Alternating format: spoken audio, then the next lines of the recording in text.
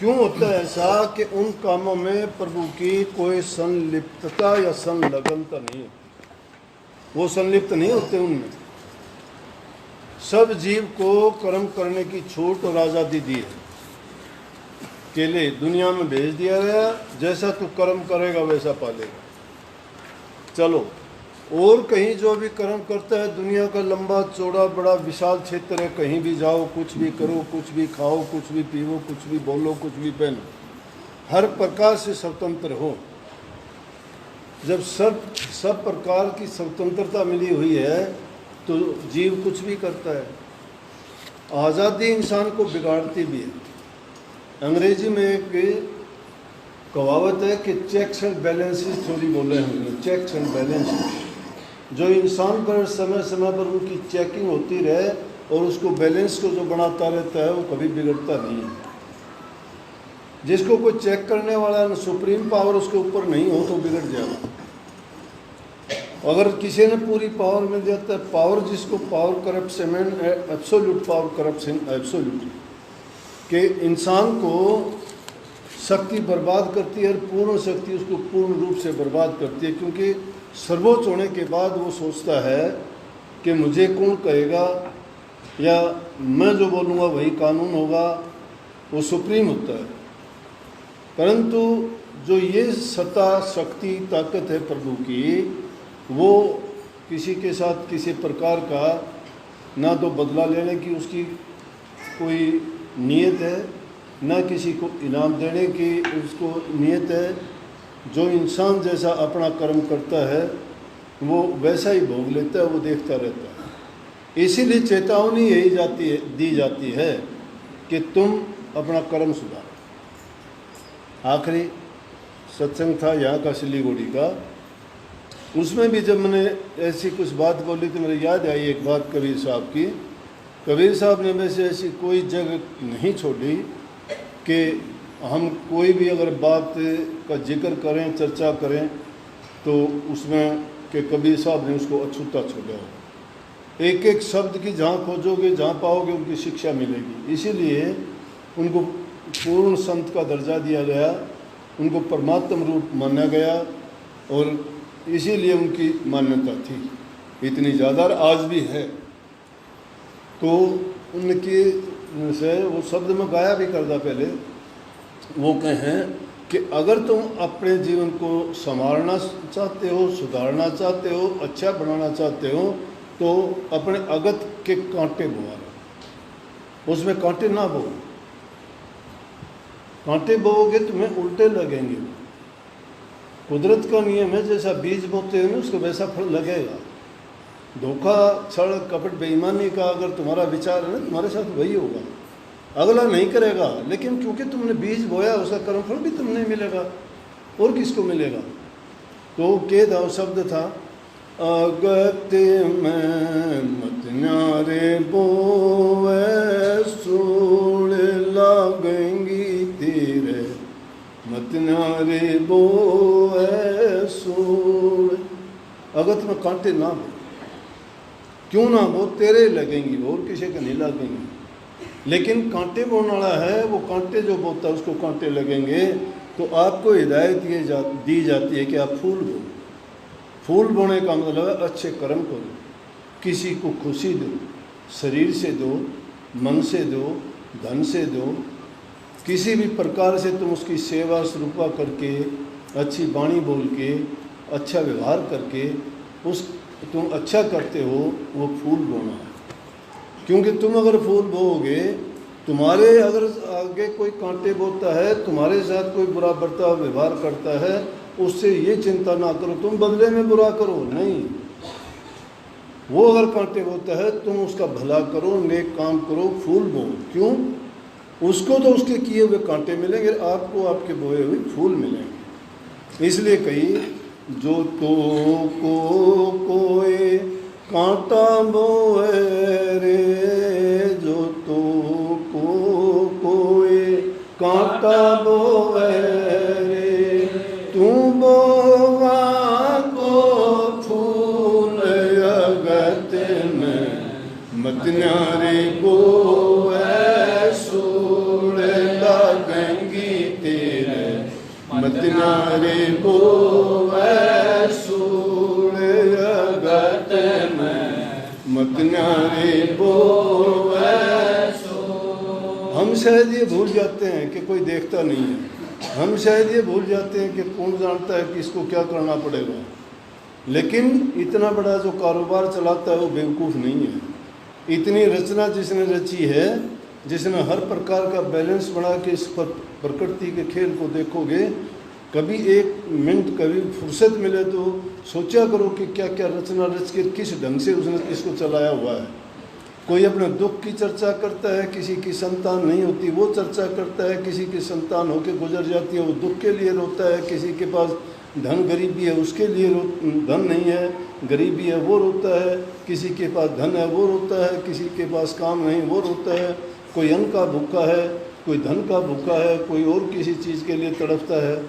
लेकिन दुख एक न किसी प्रकार का सबको। लेकिन इस बात को ये ना सोचो कि वहाँ लेखा जोखा नहीं, लेखा खुद लिखता है वो, उसको किसी लेखाकार की ज़रूरत नहीं है, ना ही किसी की मदद लेने की ज़रूरत है। वहाँ तो ऐसा प्रिंटर लगा हुआ है, जिस इंसान ने जैसा किया डिलीट नहीं होता, वो जैसा भी कर दिया, गलत कर दिया, सही कर दिया, एकदम गया। फिर उस तुम्हारे हाथ नहीं है कि उसको दोबारा से डिलीट कर दो या कोई देखा नहीं देखा गया, वो तो हर जगह छप गया जाके। तो उसके लिए बोला ये मत जाने हिसाब नहीं है, ये मत जाने हिसाब नहीं है, लेखा ब्याज और मूल अगत में, मत न्यारे बोवे सूड़ लागेंगी तेरे, मत न्यारे बोवे मत न्यारे बोवे सूड़ अगत में, मत न्यारे बोवे सूड़। जैसे संसार की सुख संपत्ति पाके, ऊंचे पद प्राप्त करके, अच्छे महल मकान बना के, धन और परिवार में मस्त होके तुम ये भूल जाते हो कि जैसे सब कुछ मेरा है, मेरा मेरा करते हैं, यहाँ कोई कुछ नहीं है, ये सब मिट्टी का ढेर है। इंसान को ज़्यादा से ज़्यादा 3.5 हाथ जगह की ज़रूरत पड़ती है जब इसको आखिरी टाइम में अग्नि दी जाती है, और उसकी भी ज़रूरत नहीं, उसकी भी थोड़ी सी सवा होती है, थोड़ी राख बनती है और कुछ नहीं। इंसान के नेक कर्म किए हुए याद रखे जाते हैं, बदी करी हुई को हमेशा धूल दी जाती है। जो नेक कर्म करके गए उनकी प्रतिमाएं बना के उनको सदा सदा के लिए दिलों में अमर हो जाते हैं, उनकी पूजा की जाती है। कुल कोटम और धन छिप जाएंगे, कुल कोटम धन सब छिप जाएंगे, देख रहा तू फूल अगत में, मत न्यारे बोवे सूड़ लागेंगे तेरे, मत न्यारे बोवे सूड़ अगत में, मत न्यारे बोवे सूड़। कह कबीर सुनो भाई साधो, कह कबीर सुनो भाई साधो, गले पड़ी है भूल अगत में, मत न्यारे बोवे सूड़ लागेंगी तेरे, मत न्यारे बोवे सूड़ लागेंगी तेरे, मत न्यारे बोवे सूड़ अगत में, मत न्यारे बोवे। कबीर साहब कहते हैं सारी बातें बता दी गई कि जीवन का ये खेल है, सब जानते हैं कि ऐसा होगा, लेकिन नहीं चेतते क्योंकि पीछे भूल पड़ी हुई। भूल का मतलब है सुनते हैं, जानते हैं, रोज़ाना उस खेल को देखते हैं, लेकिन फिर इस दिमाग में भूल आ जाती है। जो जिंदा रहता है वो सोचता है कि मुझे नहीं जाना, ये और लोग जाएंगे सब, उनको ये नहीं पता कि एक दिन तेरा भी नंबर आ जाएगा। और फिर जिस प्रकार से बाबा फरीद ने कही थी, जैसे एक मुर्दे को दफना रहे थे, मिट्टी खोद रखी थी, मिट्टी में उसको डालने वाले थे, और फरीद साहब का वहाँ से गुजरना हो गया। उस मुर्दा को देख के देखा कि इसकी लाश को अब इस मिट्टी में दबा देंगे, मिट्टी खोदी गई है, मिट्टी में इसको दबा देंगे, ये भी मिट्टी है, मिट्टी ऊपर डाल देंगे, ये भी मिट्टी हो जाएगा। तो फिर है क्या इंसान? जब कही कि देख फरीदा मिट्टी खुली, देख फरीदा मिट्टी कुली, मिट्टी उगते मिट्टी डोली, मिट्टी हंसे मिट्टी रोवे, अंत मिट्टी दा मिट्टी होवे। ना कर बंदा मेरा मेरा तेरा, जग में कुछ नहीं तेरा, ना कर चलती यहाँ हेरा फेरी, अंत होवे मिट्टी की ढेरी।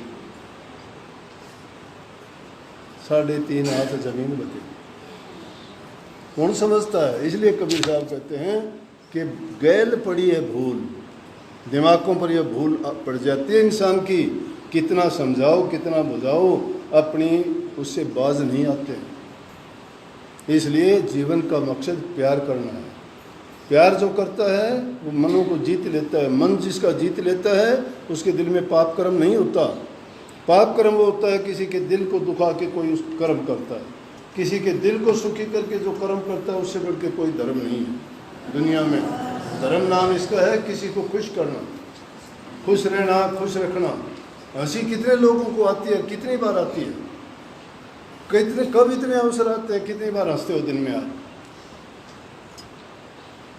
मत्थे की सिलवट नहीं जाती, क्योंकि बुरे विचार टिकने नहीं देते। इसलिए हंसा करो, खुशी मनाया करो, इन चिंता की बातों को निकाला करो। प्रभु को याद करोगे, उनकी तासीर खुशी की है, समता की है, संतोष की है, शील की है, सब्र की है, तब शांति मिलेगी। सबको आशीर्वाद राधा स्वामी।